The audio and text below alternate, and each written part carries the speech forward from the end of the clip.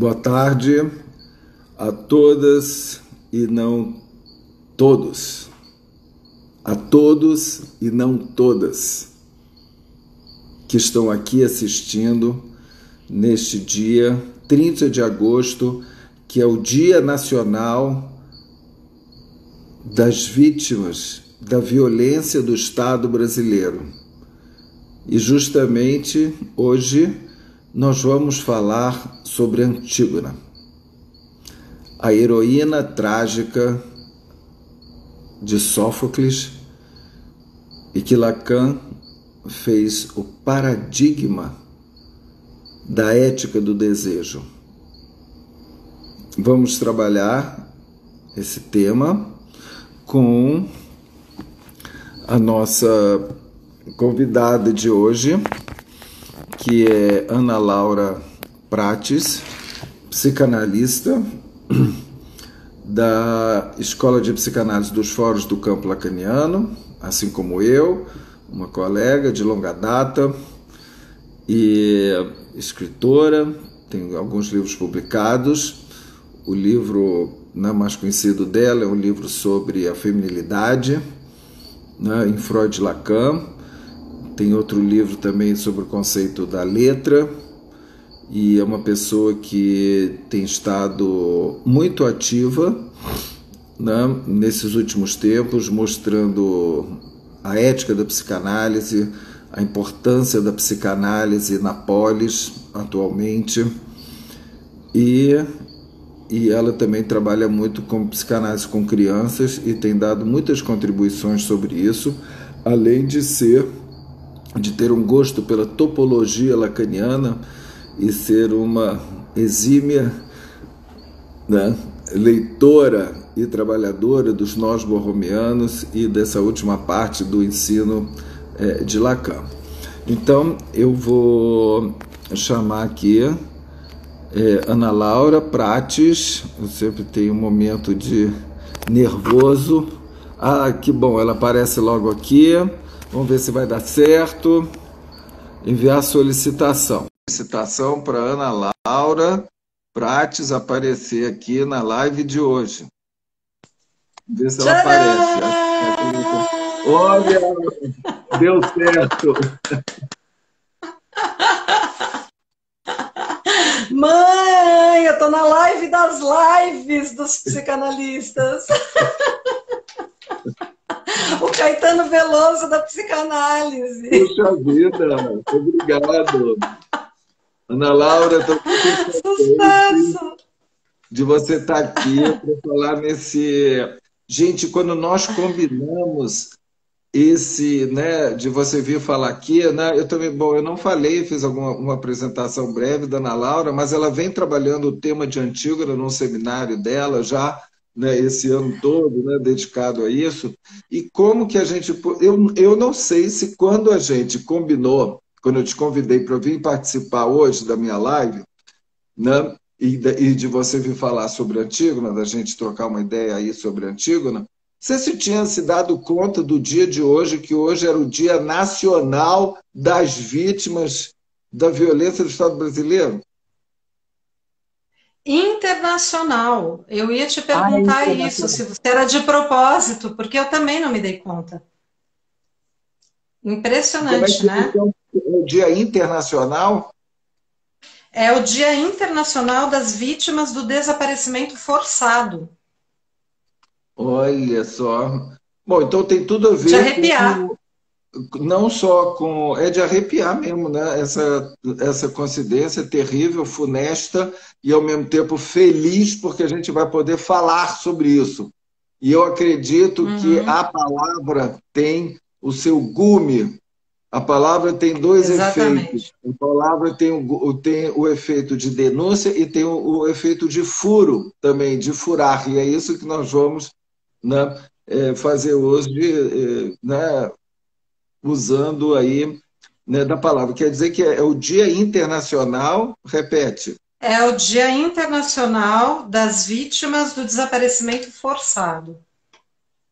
Gente, então, quer dizer, isso quando a gente ouve pela primeira vez, a gente se refere imediatamente aos mortos desaparecidos, sem nome, sem túmulo, Exatamente. da ditadura, mas também a gente pode pensar nos dias atuais, né? Da Covid, né? Da Covid. Não, peraí um instante, Uhum. vou desativar os comentários. Gente, vocês Ah, depois tá. mandem comentários, né, quando esse vídeo aparecer na TV do Instagram, e eu sempre gosto que vocês digam de onde vocês são, né, para a gente ter assim, uma ideia aí do alcance dessa nossa live. Então, vou desativar aqui os comentários e eu queria fazer uma introdução, né? Porque eu queria começar falando, né, Laura? Eu não tenho acompanhado o seu seminário, né, sobre Antígona, algumas coisas assim, né, pelo que você vem postando, eu tenho visto, né? Mas eu queria fazer uma breve introdução, se você me permitir, né? Tá. Porque eu tive o privilégio de ser o tradutor desse livro, né, onde Lacan, né, que é a ética da psicanálise, que é o seminário 7 de Lacan, aonde ele aonde ele fala sobre a ética da psicanálise, Uhum. como a ética do desejo, tomando a Antígona como paradigma da ética do desejo e mostrando as afinidades ou homologias do desejo de Antígona com o desejo do analista. É a primeira abordagem de Lacan do desejo do analista, né, a partir, digamos, do registro do real, né, que Lacan vai abordar aqui nesse seminário 7, que é o seminário, né, que ele próprio chamou a ética da psicanálise. Olha, imagina, eu traduzi esse seminário a partir do francês, e só hoje que me ocorreu, sabe aquelas coisas que está na cara que você não vê? Só hoje que me ocorreu o absurdo dessa capa. O absurdo É, dessa capa. Gente, essa capa é o Marquês exato. de Sade. Deveria ser Exatamente. Antígona. Antígona, Tá. porque está estampado aqui. O Exatamente. Lacan fala de Sade. Mas como que Lacan fala de Sim. Sade aqui? Né? Bom, seria muito longo para eu desenvolver filosoficamente, né, porque que Lacan aborda aqui Sade, né? Mas Lacan, ao começar a trabalhar o que seria uma ética da psicanálise, ele vai primeiro para a ética de Aristóteles, e depois ele usa o Sade, né? O que vai ser retomado no escrito dele se chama Kant com Sade, né? Aonde ele vai mostrar, principalmente a partir do livro A Filosofia da Alcova, de Sade, que o Sade, na verdade, ele é uma excelente ilustração do imperativo superegóico, do supereu, de gozo, e que ele aproxima, então, o imperativo categórico, né, que Freud utiliza Kant para mostrar que o supereu é esse tipo de lei que se impõe com a sua crueldade superegóica, esmagando o ego do sujeito. Lacan vai dizer que o Sade, com seu imperativo de gozo, ele é a outra vertente desse superego, sendo, na verdade, a outra face da mesma moeda, da lei insensata e louca do superego, que tem, ao mesmo tempo, o imperativo de gozo e faz o sujeito gozar como? Não é no bem bom da sexualidade, não, do masoquismo sendo vítima da crueldade do superego. Então, a ética, quer dizer, nem deveria chamar de ética, deveria chamar da moral kantiana, né? A moral kantiana, juntando com a moral sadiana, que elas são uma só e a mesma coisa, né? Elas mostram o imperativo de gozo, que é, na verdade, eu diria, a ética do tirano. Essa ética do tirano que Lacan, lá no seu texto, que está nos escritos, chamado Kant com Sade, ele formula, ele dá assim, uma voz ao tirano, que seria algo do tipo assim: eu tenho o direito de gozar do seu corpo como eu quiser e aí exercer toda a minha crueldade e satisfação. Vírgula, pode me dizer alguém. Essa formulação é a formulação do tirano, é a formulação do superego e é, podemos dizer, a formulação da ética do tirano por excelência. E em contraposição a isso, né, a um tirano sádico, destruidor, digamos, o tirano da necropolítica, né, qualquer semelhança ao que está aí não é mera coincidência, né? É uma ética sadiana que está no jogo da crueldade e de poder gozar dos outros e abusar dos outros, que é a ética do tirano. Gente, que aquele que fez a versão escrita do seminário falar de Lacan, ou não entendeu nada, ou achou bonitinha essa capa para pôr Marquês de Sade, aliás, de uma forma horrorosa aqui, né? Uma ilustração horrível. O Marquês de Sade acho que era mais bonito do que isso, do que está aqui. Mas ele coloca aqui um exemplo da ética do tirano, e que não é o que Lacan propõe na parte, né, que se chama, né, que é a penúltima parte desse livro, que é a essência da tragédia e o brilho de Antígona, etc. Então, Lacan vai aqui na Antígona, eu vou apenas fazer uma breve apresentação, porque isso aqui merece um seminário, como você está fazendo, evidentemente. Né? O que nós temos, né, na peça de Antígona e o que Lacan vai pegar de Antígona? Né? E a ponto de mostrar que a dimensão da ética da psicanálise é uma dimensão trágica. Né? Trágica não é no sentido que todo mundo vai se dar mal e morrer emparedado como Antígona. Né? Algumas pessoas têm horror. Antígona não, morreu emparedada, coitada. Não é por aí. Gente, não é isso. A ética que Lacan pega, vai lá em Sófocles e encontrar para dizer que a Antígona é uma ética baseada no desejo, não importe as suas consequências, mas que o sujeito, inclusive é aqui Lacan nesse formulário, ele vai dizer que a ética do desejo é você não ceder do seu desejo em termos da sua determinação de ir contra o outro. Então, qual é porque esse paradigma de Antígona? Né? Antígona começa com o ato de Antígona, né? Que é o ato de prestar as homenagens fúnebres ao irmão que morreu numa luta fratricida, né, entre os dois irmãos pelo trono de Tebas, né, Etéocles e Polinice. Etéocles estava do lado do Creon, que é o tio deles, né?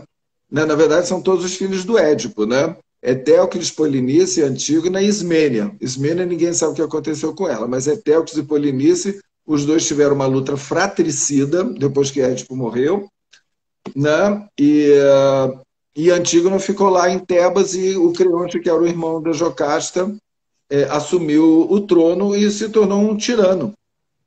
Então, na luta que Polinice, né, que deveria ocupar o trono de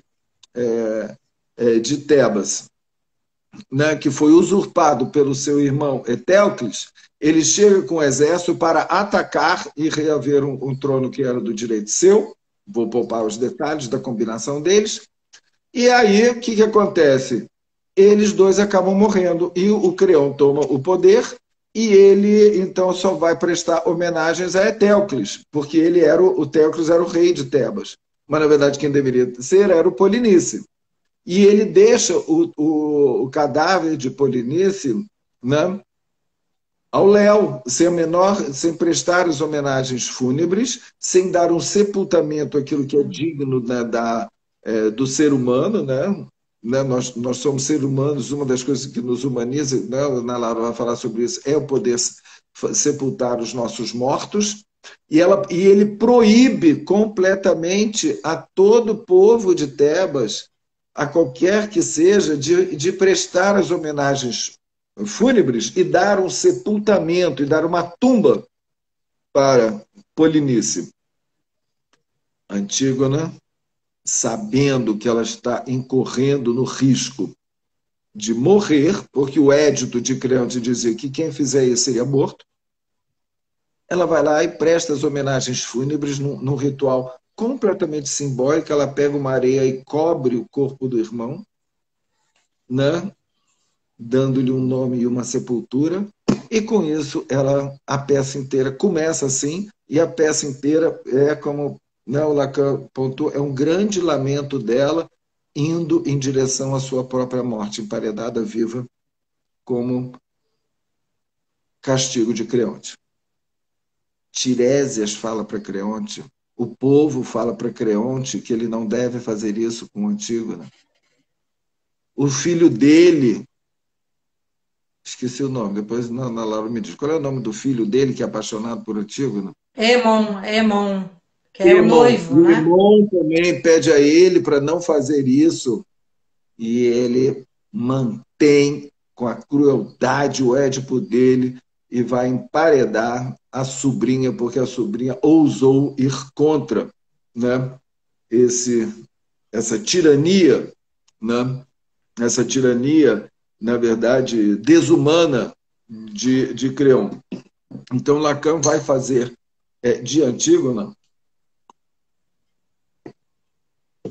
o paradigma do desejo. E por quê? Isso é toda uma ilustração que tem ao longo do seminário de Lacan, onde ele está desenvolvendo, né, a partir do conceito de a coisa do Freud, das Ding, né, que vai ser, né, no decorrer do ensino dele, o lugar do objeto causa de desejo, né? E que essa coisa, que ao mesmo tempo não é do sujeito e está no outro, e não é do outro está no sujeito, mas que faz parte do próximo, é algo do próximo que está aí, que é o lugar do objeto A, que é do sujeito, que é o objeto que causa o meu desejo, que causa a minha ética, e que está no outro. É muito importante a gente saber que a ética do desejo está no outro também, que esse outro sou eu e não sou eu, que está entre nós dois, né? E que a Antígona representa este objeto. Ela representa esse lugar, coisa que a arte trágica de Sófocles colocou ela nesse lugar, porque Antígona é um personagem, vamos combinar, a gente nem sabe se existiu, né? É um personagem criado pela literatura, pelo teatro, pela tragédia, e que é colocado nesse lugar de heroína. E esse é propriamente, né, um exemplo do lugar do objeto A, que Lacan vai tomar ao longo do ensino, né, ao longo desse seminário, né, e ela vai estar exatamente nesse lugar que é no que ele chama entre duas mortes. Ela já foi condenada à morte, mas ainda não morreu. Então é esse lugar que ela está de suspensão, de vida, mas ao mesmo tempo simbolicamente já está morta, de entre duas mortas, que é um lugar do real, por excelência, em que caminha Antígona, né, com o brilho do desejo. Depois podemos falar mais sobre essa questão do brilho do desejo, que é um brilho ético que dá ao desejo de Antígona. E Lacan, a gente fica até meio arrepiado quando eu falo isso, porque eu acho uma coisa tão incrível, tão bela, que é o paradigma para o psicanalista, que vai contra o grande outro tirânico que representa Creon e que representa o grande outro para todo mundo, né? E é isso que cada um tem dentro de si, essa possibilidade, essa especificidade que é algo do real que cada um tem, né, desse objeto A, causa de desejo, que é o que vai permitir o ato analítico, o ato trágico e o ato de furar o outro. Né? Bom, falei de uma forma um pouco condensada, né, mas de uma certa forma, assim, abrindo aí essa dimensão da Antígona como, né, digamos, o paradigma, o sustentáculo da ética do desejo e como isso pode ser atualizado hoje, né, Ana Laura? E é o que a Ana Laura vem desenvolvendo. Eu gostaria que ela nos falasse um pouco, né, sobre isso. Desculpe ter me alongado tanto, mas se não me contar, eu vou ficando aqui. Eu esqueço de dar a palavra ao convidado. Vamos lá, Ana Laura. O que você tem trabalhado sobre esse tema? Conta pra gente. Bom, gente, boa noite. Obrigada, Antônio, por esse convite. Eu estou muito contente mesmo de estar aqui. Eu achei uma coincidência impressionante, muito comovida. Eu até gostaria de convidar vocês a assistirem o vídeo que foi produzido pelo movimento Vozes do Silêncio, que é uma resposta ética das nossas Antígonas ao desmantelamento que o governo Bolsonaro fez à Comissão de Mortos e Desaparecidos, que estava fazendo um trabalho excepcional na vala comum de Perus, e também com outras valas comuns do Brasil, recuperando as ossadas, fazendo um trabalho científico maravilhoso, inclusive com um convênio com o laboratório da Suécia e através de DNA, exames sofisticadíssimos, conseguindo identificar e nomear esses desaparecidos, e graças a isso, então, esses desaparecidos poderiam se tornar cadáveres, daqui a pouco nós vamos falar um pouco disso, e graças ao fato de se tornarem cadáveres, poderiam ter um atestado de óbito, seus filhos, portanto, viravam órfãos, suas viúvas ou viúvos se tornavam viúvas e viúvos e podiam receber, então, todos os direitos, né, de herança, de pensões e também de reconhecimento social da condição. Por exemplo, podia casar de novo, né, e etc., coisa que é muito importante que a gente deixe isso claro, que a figura do desaparecido é uma figura que fica em suspensão, né? Fica em suspensão, ou seja, não é nem vivo nem morto, é exatamente essa situação do entre duas mortes que Lacan enfatiza tanto, que toda a estrutura da tragédia gira em torno dessa questão do entre duas mortes, que daqui a pouco eu vou falar um pouco sobre isso também. Eu queria dizer assim que duas coisas me moveram a esse retorno à Antígona. Uma foi uma pesquisa que eu já vinha fazendo há alguns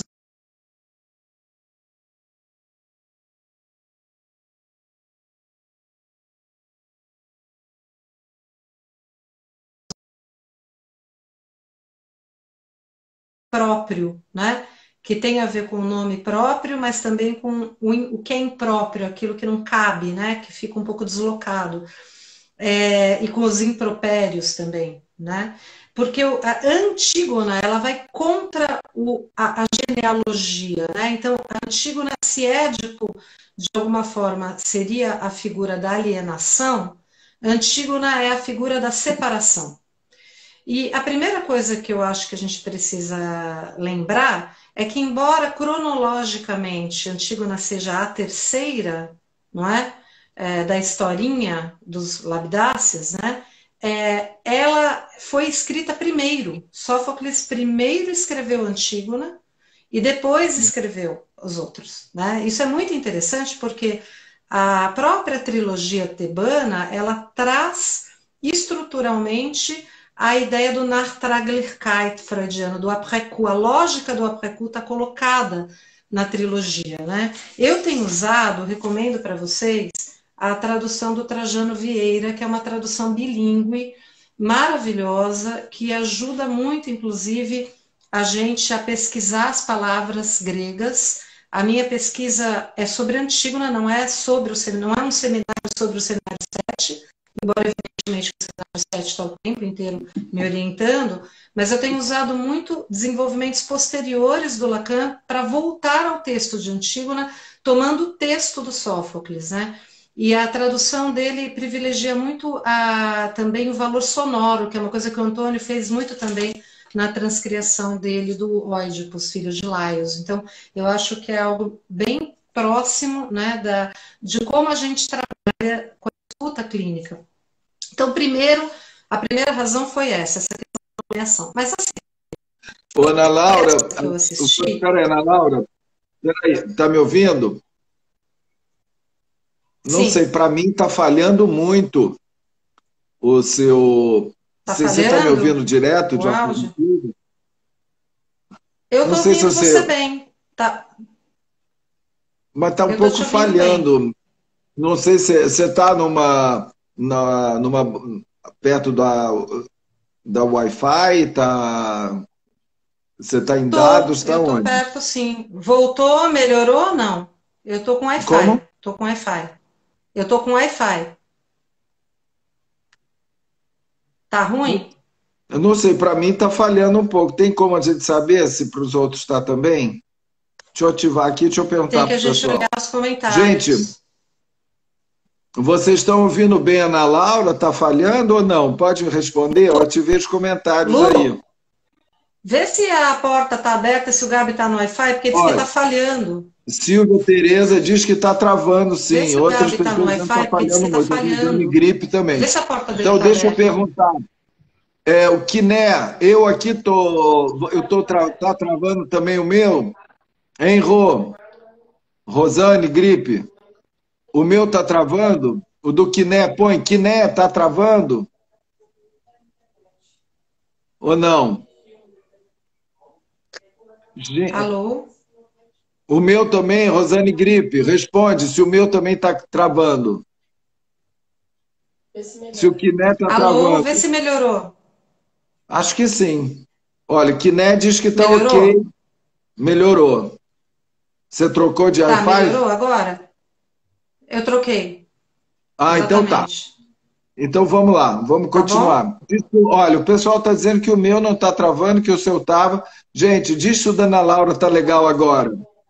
Vê Fala se o aí, Ana meu tá Laura. legal. Eu vou falar um pouquinho, vê se agora melhorou, por favor.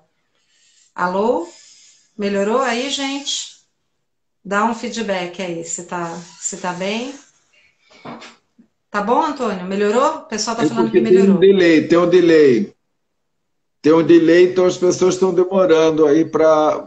Olha, que né, não está travado, acho que agora melhorou. Ó, estão dizendo que Agora melhorou. tá, Então eu acho que tá vamos lá. melhor, sim.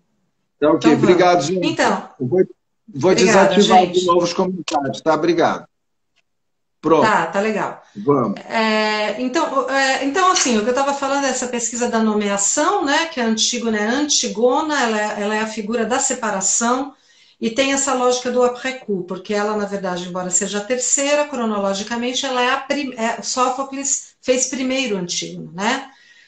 E o segundo motivo que me levou a voltar à Antígona foi uma peça que a gente assistiu juntos até, Antônio, lá realizada pelo Impulso Coletivo, Vala Comum, né? Não sei se você se lembra do Ivan Sugahara, né? Impossível Que foi não lembrar exatamente. E aí que a do Ivan Joana levou a gente Sugahara. para assistir, exatamente, o Ivan Sugahara, né? E a Carolina Lavigne, e aí eu fiquei muito impactada e caiu essa ficha para mim de que o Brasil era o país da vala comum, né? A gente estava às vésperas das eleições, eu inclusive escrevi um texto sobre isso, citei Antígona ali, en passant, mas para mim eu fiquei completamente concernida com aquilo e falei, vou voltar a Antígona. Chamei o Marcos Barbai, que é um linguista, meu colega da Unicamp e tal, e a gente então voltou ao texto do Sófocles, com várias traduções para o francês, para o português e tal.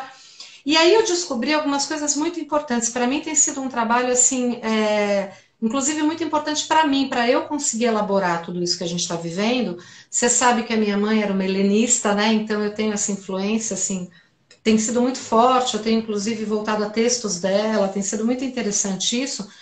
Mas eu descobri um texto que eu queria mostrar para vocês, não sei se você conhece, que chama Tragédia Grega, de um Albin Lesky. um alemão, Isso. né? Que é impressionante, assim, é um texto de 1937, e eu tenho certeza que o Lacan foi muito influenciado por esse texto aqui.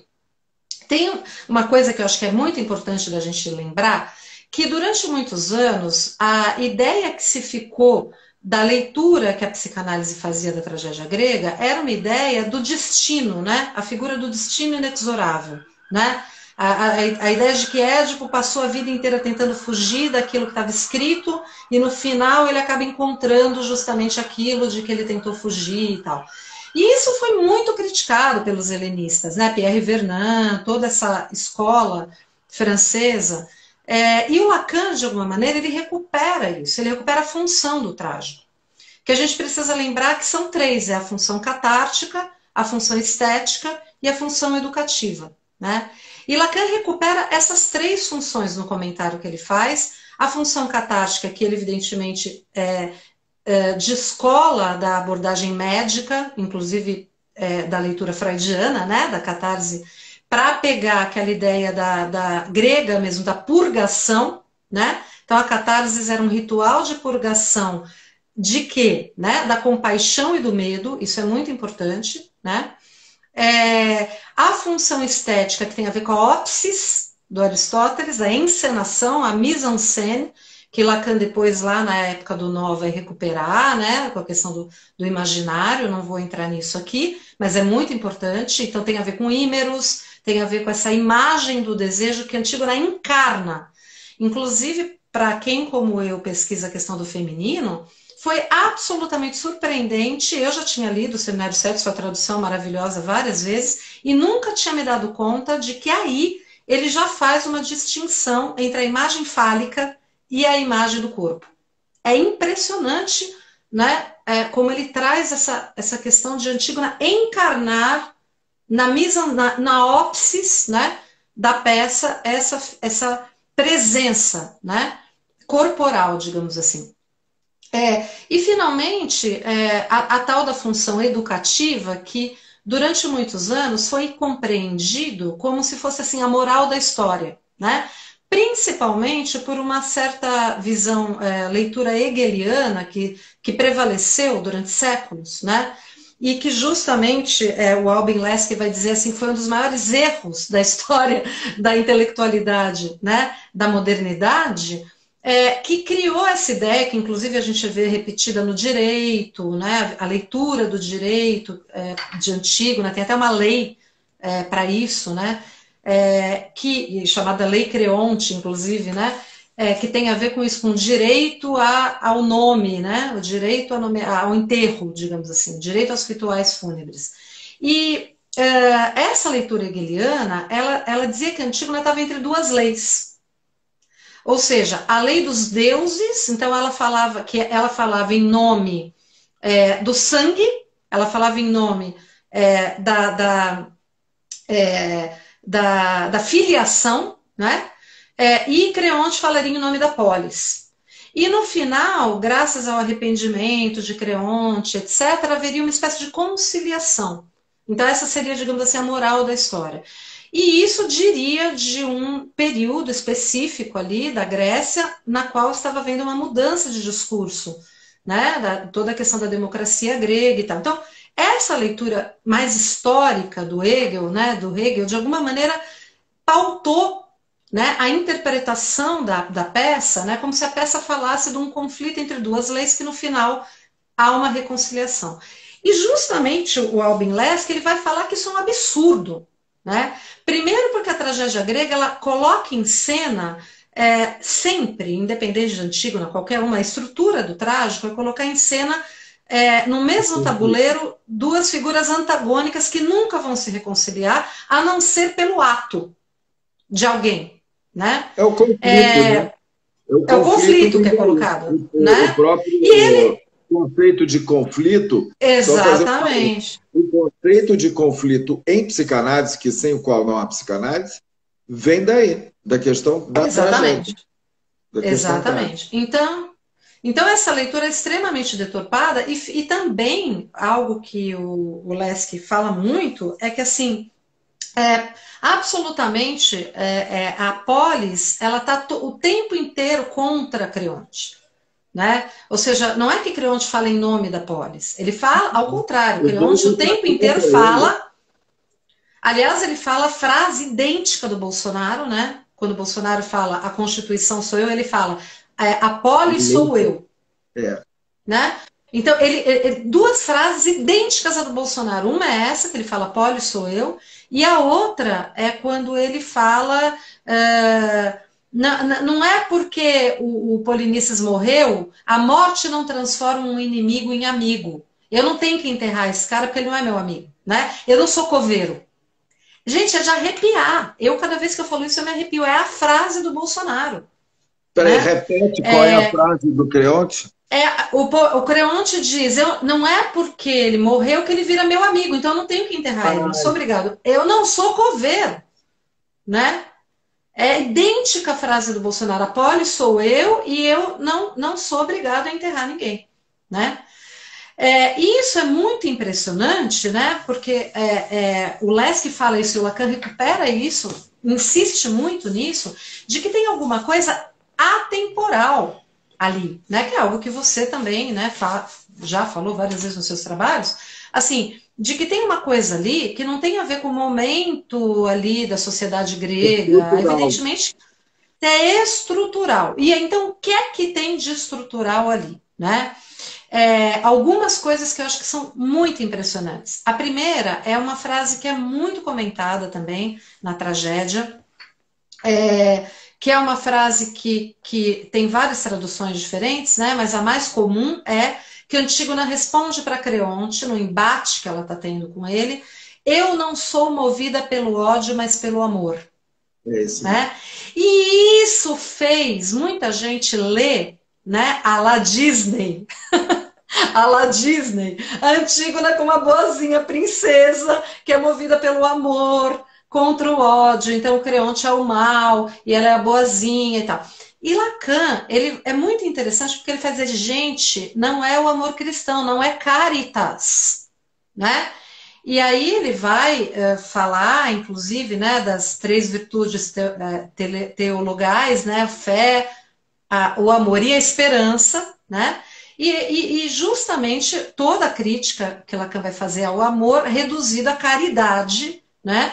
Daquele imperativo do amor cristão que tantas vezes Freud, inclusive, diz que é o imperativo mais insensato que existe, que é amai o teu próximo como a ti mesmo, que só pode programar o ódio, né? Aí o amódio, justamente, né, como essa indissociabilidade entre amor e ódio. Então, se a Antígona é movida pela paixão do amor, ele pergunta a Lacan, né, que paixão move a Antígona?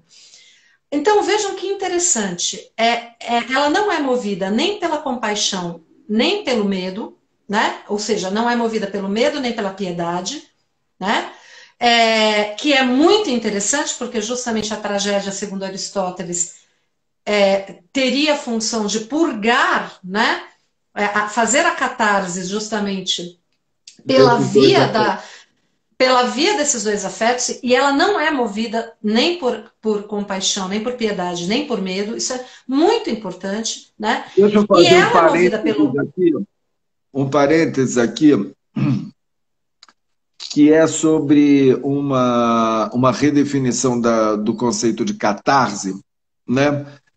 Que eu acho muito importante, que inclusive os novos tradutores da própria poética de Aristóteles, onde ele traz nessa definição da tragédia, né, que tem a função da catarse, da compaixão, né, do terror e da piedade, né, a catarse é muito menos eliminação do que ao contrário, do que acentuação, delineamento.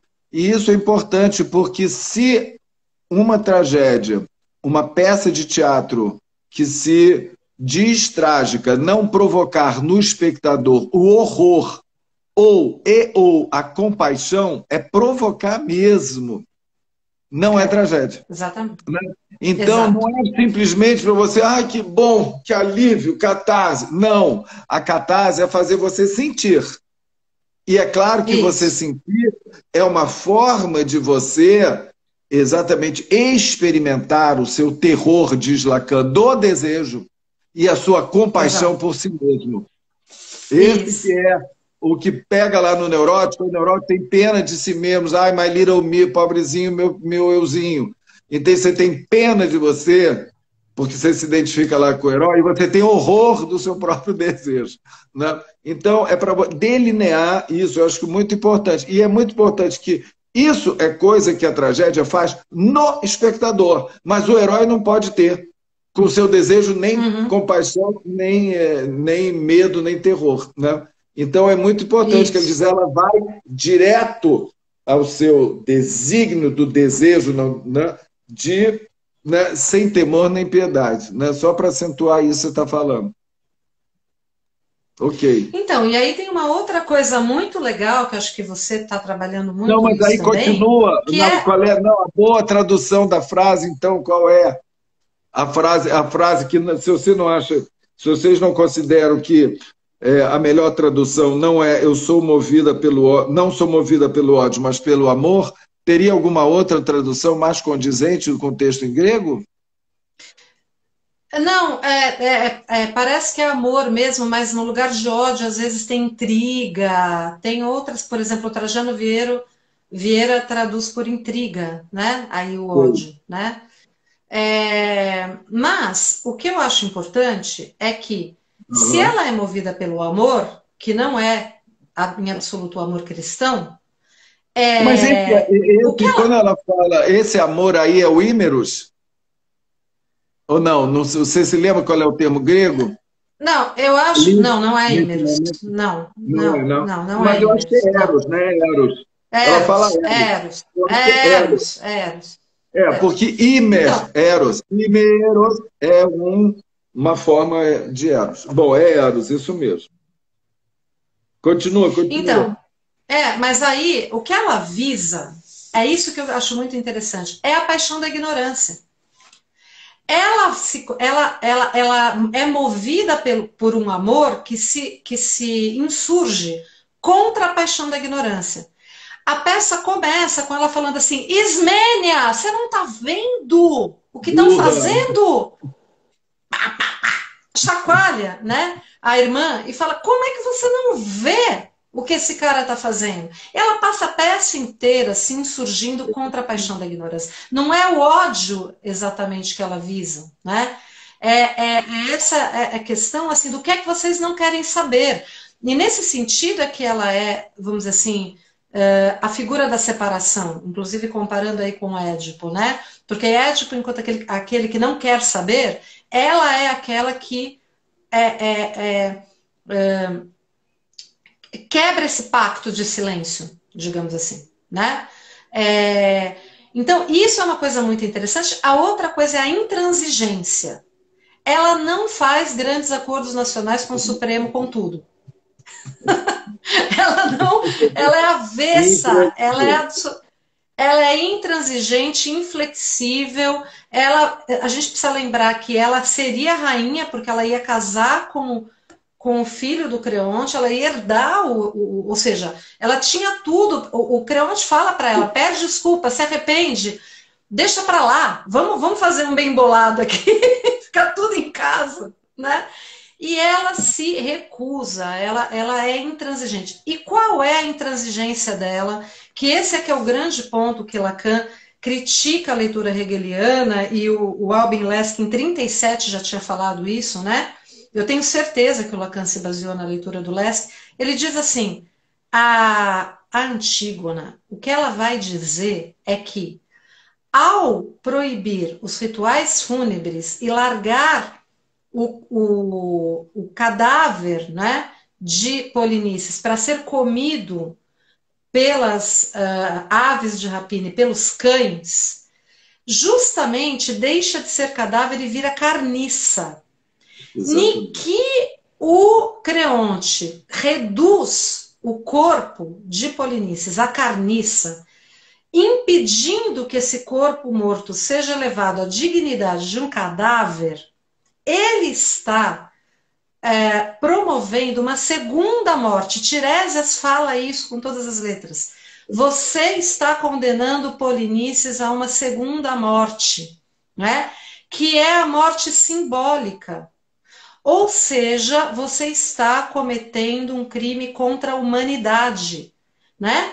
Você está desumanizando Polinices. E nem que você desumaniza Polinices, você não está mais cometendo um crime contra um homem. É isso que o Leske vai falar. É atemporal. Ela não está absolutamente falando em nome do sangue. Ela é antigona. Ela não está falando, porque é o irmão da. Tem uma frase que ela fala: se fosse meu marido, se fosse não sei o quê, mas é meu irmão. Então todo mundo pega aquela frase que o Hegel pegou, fora de contexto, e diz: ela está falando em nome dos deuses, da lei dos deuses, né? Que é a questão da família, a questão do sangue. Não é isso, não é isso, né? Ela está justamente dizendo que Polinices, independente de quem tem razão, ela não entra no mérito de se Polinices tem razão, se Etéocles tem razão, não é? Justamente a questão não é a intriga, não é? Por isso que eu acho interessante também essa tradução do Trajano Vieira. É bem bom, Não é é bem bom. intriga, não é intriga que está em jogo, não é quem tem razão. A questão é, tem uma coisa. A intriga, na verdade, um parênteses sobre a intriga que vale a pena. Porque a intriga, ela é tão malévola, né, quanto uma facada, quanto um tiro. Claro. Né? A intriga, hoje, tem um nome, É é fake news. fake news. E você pode Exatamente. matar simbolicamente. Hoje em dia tem até o que chama política de cancelamento. Vamos cancelar fulano? Pá, joga fake news nele. Joga intriga. Exato. Então a intriga é uma grande arma da pulsão de morte, né? E que se desdobra, né? Se declina em fake news, em morte simbólica e política de cancelamento. Exato.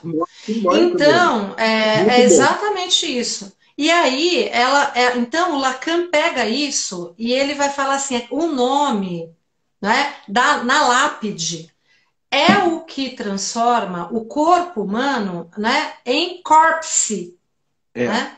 Que ele vai brincar lá 10 anos depois em Radiofonia, ele vai formalizar isso que ele já tinha falado em Antígona, que é o corpo simbólico. Né? Então, o corpo simbólico, na verdade, é o cadáver, é o corpse. Né? Por quê? Porque o nome escrito na lápide, né, marca, como ele diz ali, o ser que foi perdido ao falar. Né?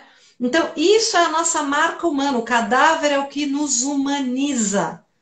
Então, quando a gente reduz um corpo humano morto à carniça, a gente está produzindo uma desumanização. Então, a gente está promovendo, né, e produzindo um crime contra a humanidade, um crime contra o simbólico. E isso tem consequências gravíssimas no laço social. Não é uma questão pessoal, individual, é uma questão coletiva, é a lógica do coletivo que está colocada em jogo. Né? E isso é fundamental para a gente então entender. Você está comparando de uma forma, né, bastante forte e assustadora o desaparecido da ditadura a um corpo transformado em carniça. Exatamente. Exatamente. É exatamente isso. Os desaparecidos, e eu acho que a gente precisa voltar a isso, e é uma contribuição que a gente, como psicanalista, pode, deve dar a esse debate, e a leitura, porque eu acho que isso tem consequências, Antônio, que a gente subestimou um pouco, e aí eu faço até uma meia-culpa, não assim, pessoal. A gente teve até esse debate lá no Psicanalistas Unidos pela Democracia, se a gente deveria falar nós, né? Enfim, mas eu acho que tem uma certa responsabilidade nesse sentido mesmo, de se não houve um pacto,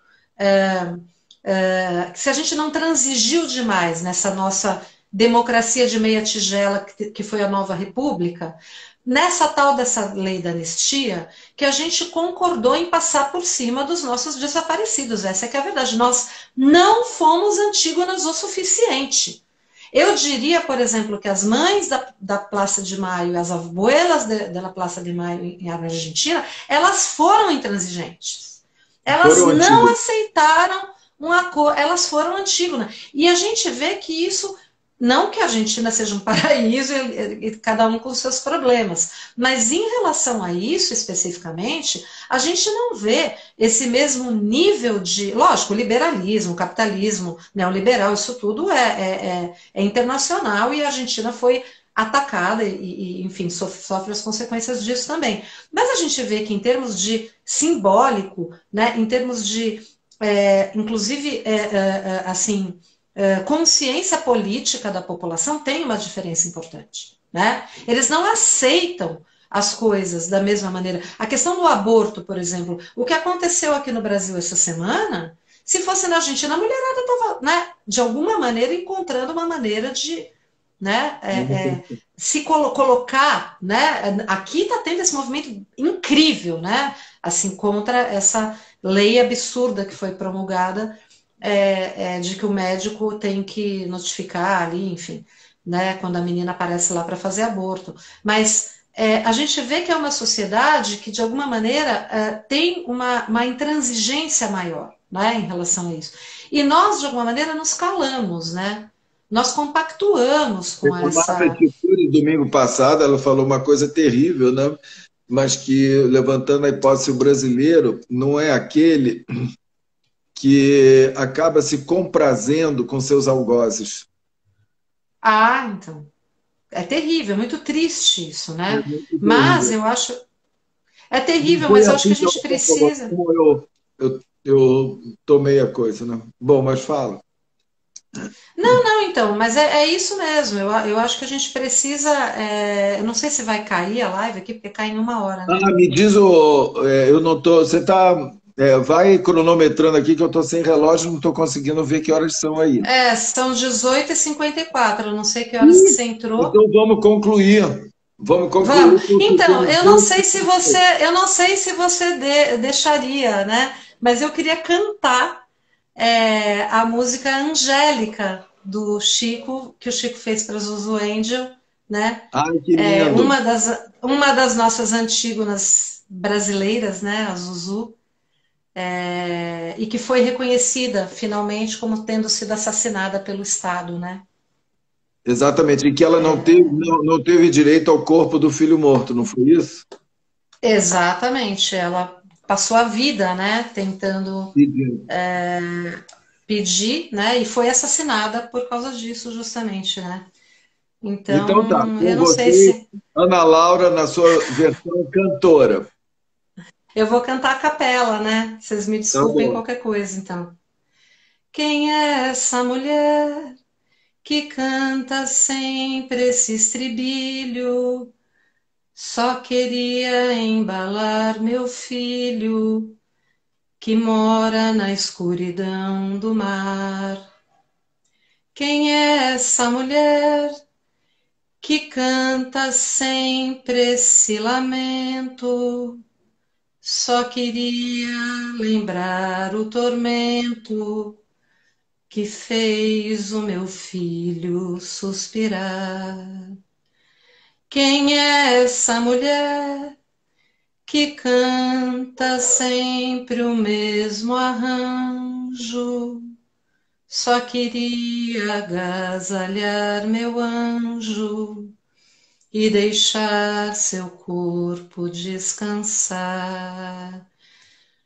Quem é essa mulher que canta como dobra um sino? Queria cantar pro meu menino que ele já não pode mais cantar. Quem é essa mulher que canta sempre esse estribilho?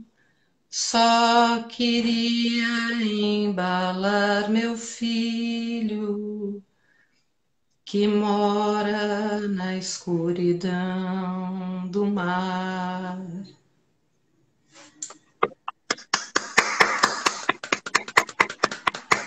Gente, emocionante. Obrigado, Ana Laura. Muito obrigado. Tchau, gente. Tudo de bom. Homenagem a Zuzu.